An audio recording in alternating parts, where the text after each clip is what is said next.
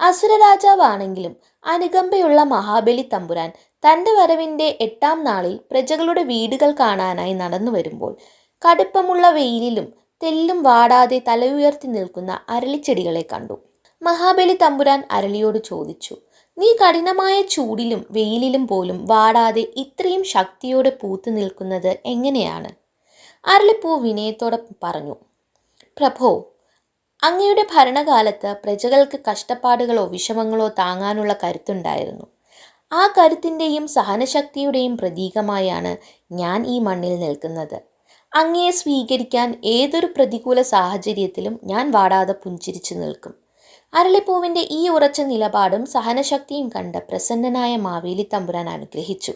എൻ്റെ വരവിൻ്റെ 9-ാം നാളായ പൂരാടത്തിൽ എൻ്റെ പ്രജകളുടെ പൂക്കളത്തിൽ അതിജീവനത്തിൻ്റെയും സമൃദ്ധിയുടെയും പ്രതീകമായി നീ എന്നും അണിനിരക്കും. അങ്ങനെയാണ് പൂരാടം നാളിലെ പൂക്കളത്തിൽ അരളിപ്പൂവിന് അഭിവാജ്യ സ്ഥാനം ലഭിച്ചത്.